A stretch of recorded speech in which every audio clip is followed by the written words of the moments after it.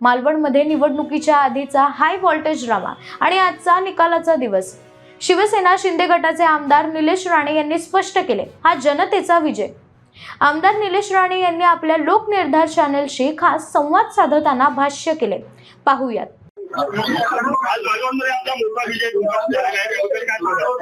मी जनतेचे आभार मानतो की आम्हाला जनतेने निवडून दिलं। आमच्या सगळ्या शिवसैनिकांचे आभार मानतो।